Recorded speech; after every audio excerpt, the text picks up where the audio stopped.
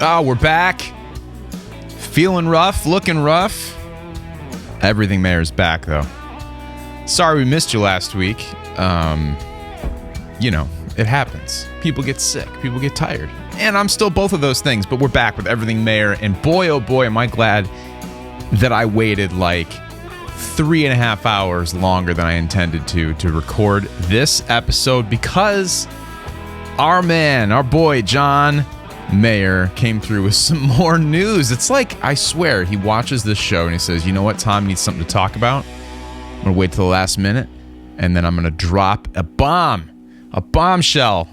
John Mayer's a real estate agent now, or he's a real estate investor, at least. We'll get to it in just a moment. As always, my name's Tom Butwin. Thank you for coming back to Everything Mayor. And once again, sorry I missed you last week. But if you want to support the show, continue doing what you're doing, because the last 3 episodes have been awesome as far as viewership, and that is like the easiest and best way all of you can support this show. Drop a like, drop a comment if you would. I would appreciate it, as always. And stick around to the end of the show, because we're going to get to the section for the OG supporters called the After Dinner Mint, for those of you who have the stamina to make it through an entire episode of Everything Mayor. But let's talk about this bombshell. If you're paying attention to Instagram and Billboard.com and RollingStone.com, John Mayer has made the news. And I'll just read from one of the many articles that are out there. This one comes from Relics. They all basically say the same thing, though. According to information obtained by The Hollywood Reporter, John Mayer and Mick G, we'll get to who Mick G is in a second, otherwise known as filmmaker Joseph McGinty Nickel, have come together to purchase the historic Jim Henson lot, formerly A&M Studios, and before that, the former Charlie Chaplin Studios. A spokesperson for Mayer confirmed John Mayer and Mick G are under contract to buy Henson Studios, end quote. Reportedly, the property had been a highly considered purchase by Fab Factory Studios, a music production firm run by father and son Seven and Sean Fabos, significant donors to the Church of Scientology, not going there, who were close to sealing the bid prior to Mayer and McGee's actions. Hollywood Reporter's findings also included the Fabos family's hold on the purchase, which reportedly lapsed, leading to an opening, and ultimately Mayer's decision to act. Due in part to its historic significance, the deal is said to be in the $60 million range. Henson's, are they going halvesies on that, Mayer and McGee? Henson's history with the lots extends back to 1999, while the site's history extends further as an early film establishment and one-time home base for Charlie Chaplin, dating back to 1917. Eventually, it was sold in 1953 and used for numerous TV productions before gaining status as A&M Records headquarters following another turnover in 1966. Is that the correct date? Yeah, I guess so. 1966 for $12.5 million to Henson. Okay, so long story short, if you don't know the significance of Henson Studios and John Mayer, it's been Mayer's home base for quite some time. He is the representative who talked to the media, has an office there. It's basically like John Mayer Incorporated there. Sob Rock was primarily recorded there. The record he is working on now, which we have talked about in previous episodes, is being recorded there. And also, like if you've seen the episode with my good friend Gabe Bergman and I, by the way, get well, Gabe. Go follow Gabe on Instagram. You'll know what's going on. He's good. He's fine. He's getting better. But he's a great guest on the show. And he talked about when he went to the was it 17 or 19? My brain fog is setting in here. Tour rehearsals. Those tour rehearsals were held at Henson Studios, probably on one of those giant lot studio, places where they used to film big television shows. So huge significance in Mayer's world. And I know that he has spoken very fondly of that setting, as many, many artists do, especially artists like John Mayer. They get attached to a place. A lot of people build studios, and that's kind of becomes like their home base, where they do everything. Mayer has, adopted Henson Studios as his place. And I know that's a huge part of the creativity when you're at that level is, having the space that really works for you. So he obviously jumped on this and said, oh man, the opportunity is open. Let's go for it. Now, I wonder what happened prior to this as these brothers, father and son, music production, Fab Factory Studios was looking to buy it, and what that meant for current tenants like Mayer. Maybe he would have had to vacate and find somewhere else to work. I don't know.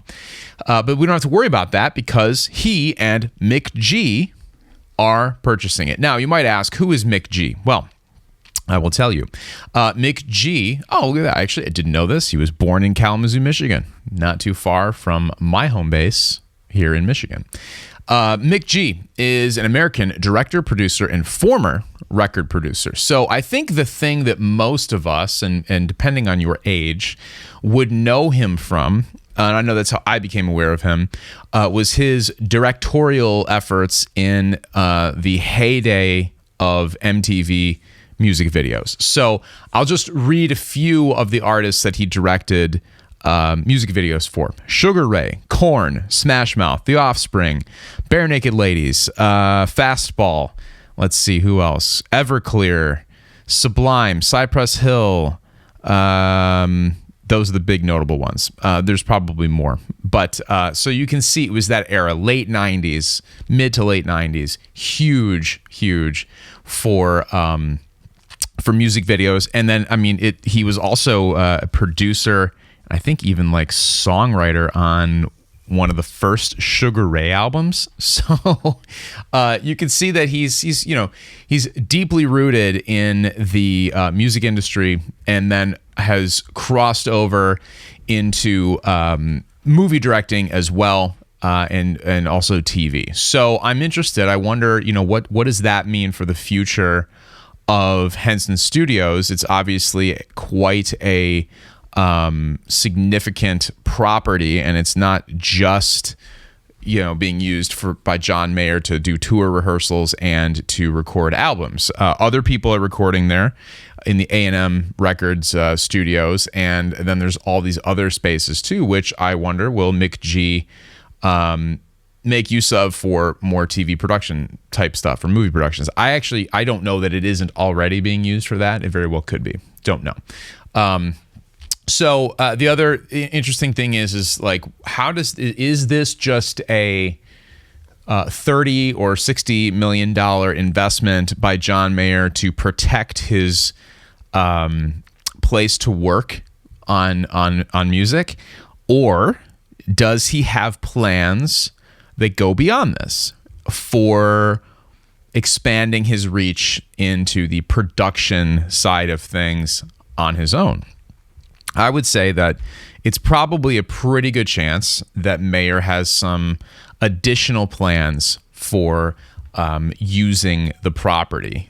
So I think it's really interesting. And I do wonder, like, okay, so within the last 2 or 3 years, we've seen him not renew his major label Columbia Records contract after 8 albums.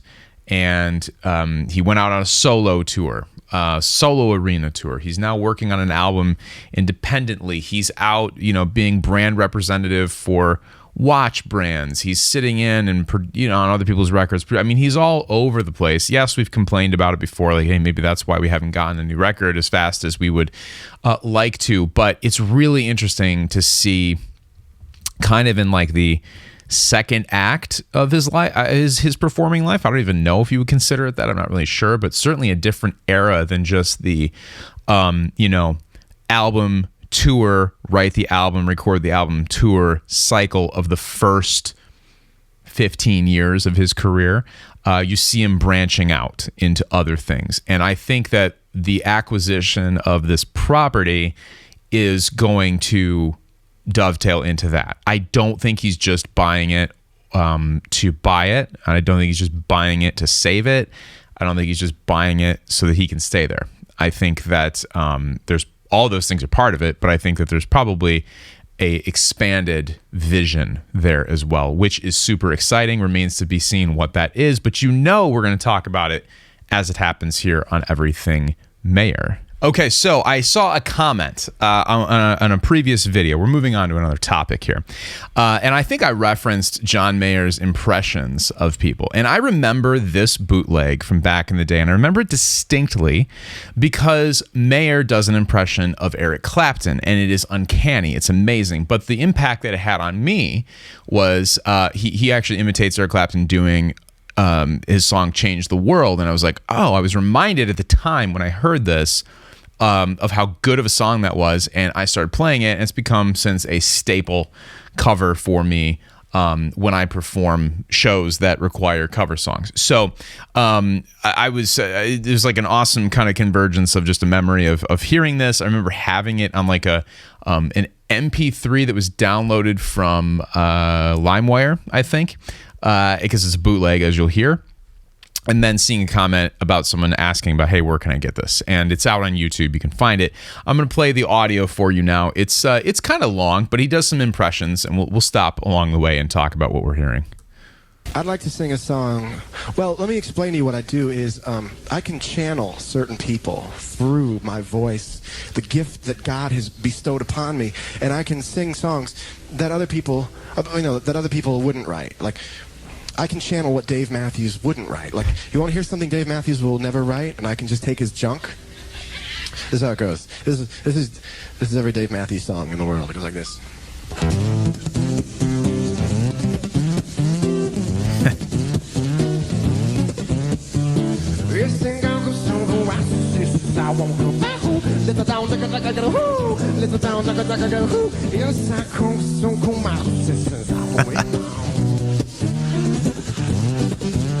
And here comes some going soccer just for the baby.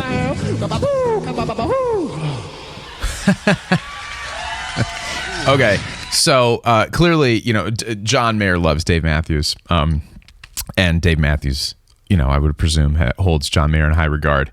So it's kind of a fun little thing. He's poking fun at Dave there. Kind of incredibly accurate in a lot of ways, though, and a far better impression than like Jimmy Fallon does. I think. I mean, just because Mayer's a more convincing guitar player and singer. But let's see what else he's got. No, I get really spent after that. The channeling. And I did this I can do it with Sean Mullins, but it's such a hometown hero thing. I just can't do it. His speaking voice is so different back then. Oh my God. You want to hear a song about that Sean Mullins will never write? This is something he may have thought on a night he was ill, maybe had a little stomach ache. Decided the next day he wouldn't write it, but it goes like this.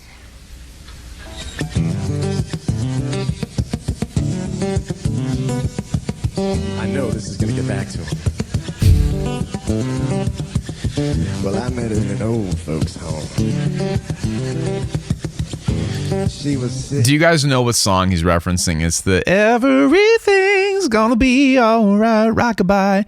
Good song, but it's the verses of that song are literally just spoken, and then it's got this epic, amazing chorus, and that's what Mayer's imitating here. When she filled her calf. Sweet unknowing Gladys. Okay. She loves it. I mean, not the most convincing thing. Let's get to the Clapton one. Okay, I'll do it. This is my last one. This is Here you go. This is Eric Clapton. I was sold on the guitar part right there. Listen. If I could be king, even for the day, I'd take you as my queen. Amazing. I have it no other way. Then I love you.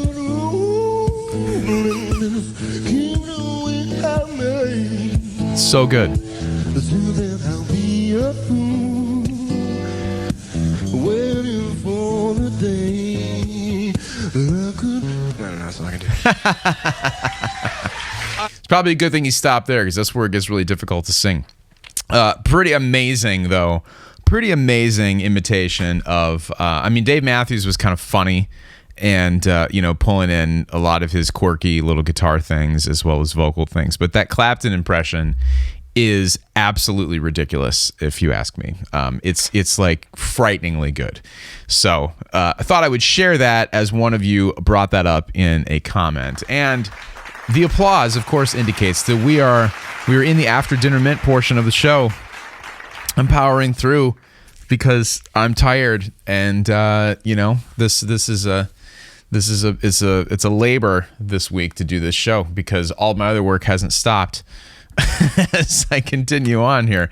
But I have missed all of you, and I sincerely appreciate all of the well wishes. I'm perfectly fine. It's just a cold, but tiring and kind of worn out nonetheless. But like I said at the top of the episode, again, Johnny comes through with some news and gives me something to talk about because I was afraid of coming back this week and not knowing what to talk about. But owning Henson Studios would be really cool. I would love to go there. I don't think they do public tours. I should look into that. Because I'm going to be in Los Angeles in January for the NAMM show. And boy, oh boy, if I could parlay that into a Henson Studios tour, that'd be really cool. I wonder if they do that. Someone find out and let me know, or I could just Google it myself. Or even better yet, if somebody's listening, you have a hookup to get me a tour there, let me know. I will make time for it for sure. Let's see. A couple other things I wanted to bring up. One of those is from one of you, Miles. You're just crushing it, feeding me all sorts of cool things to talk about, but I will tell you again, an amazing source for especially things that are happening on the Life with John Mayer Sirius XM channel. Mimi MPH_1 on Instagram does a phenomenal job of archiving that stuff, and I find out a lot of things from her because I don't have a Sirius XM subscription. So, and also I'm not like recording and listening 24/7, and I don't know that she is either, but somehow she's getting all of this information. And John played a song, let's see, it was, who is it? Is it the artist, or is it a song called Charmed? Itella Redino, Charmed. Anyways, he played a song on the station, and you can go check it out on Mimi's Instagram page. And at the end of the song, as he did his radio disc jockey thing coming out of the song, he's like, "Oh, this has been very inspirational to me as I'm making new music." And it's just interesting to hear the kind of it's like art. It's pretty stripped back, like clean guitar, drums, bass, but like very R&B kind of focused groove to it. I have to go listen to the rest of the song, but interesting nonetheless. Maybe a little window into like what he's doing. If it holds true, our prediction on who is going to be producing the record, go back and watch that episode if you haven't watched yet, a couple episodes ago.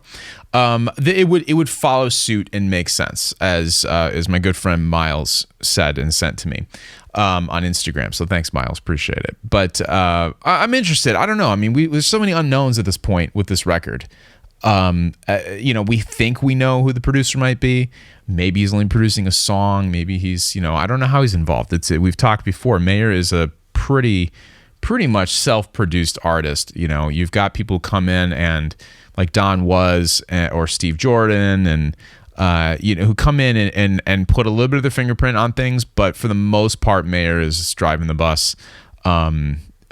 Just in general. And also Chad Franskowiak is hugely involved as well. And Chad is John's both studio engineer and most oftentimes, although I think there's a protege who's been out on tour here and there, he's also running front of house sound for shows, which is a rarity. So if you're kind of like new to digging into the personnel surrounding John Mayer, Chad Franskowiak is someone to look into. He's got production credits on records. He is the engineer, and what engineer means on a record in a studio is he's the person getting these ideas onto tape or into Pro Tools or a computer these days.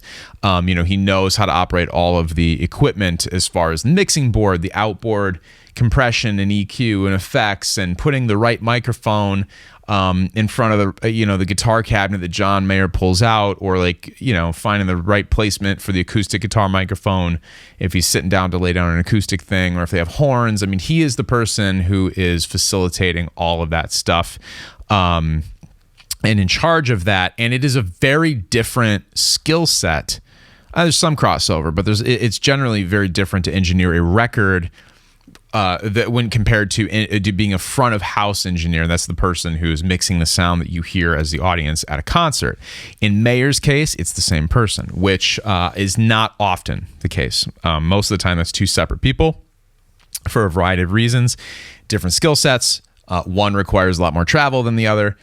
You get the idea. So super cool though that Mayer has this person in his world. You think about like Dave Matthews Band. They talk about Fenton, the light guy, and Joe Lawler and all their, and I think they've had the same front of house person for quite a while.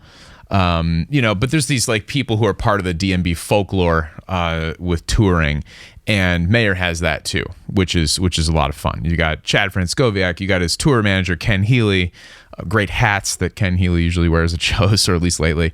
So it's cool because there's like a whole universe that's there, and it's not quite as public or out there with the Mayer thing, but it's there if you're paying attention. So very cool. I would assume, speaking of Chad, that he has a big role in how at least the parts of Henson Studios that John uses operates, especially when like other people come in to record there.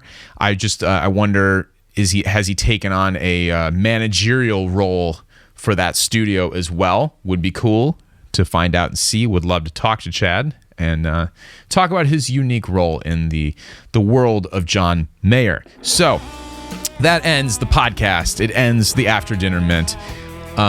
Hopefully next week I'll be back with even more energy than I have right now, because this is about as much as I got for you this week. But it was enough. I mean, a $60 million real estate acquisition, pretty cool. Pretty interesting that Mayer's business ventures are blossoming in this way, and hopefully it means that he continues to have the place that he prefers to create music, which is why we're all here, for more John Mayer music. And if you're listening, John, we look forward to whatever it is you're recording now, and we'll see you next week.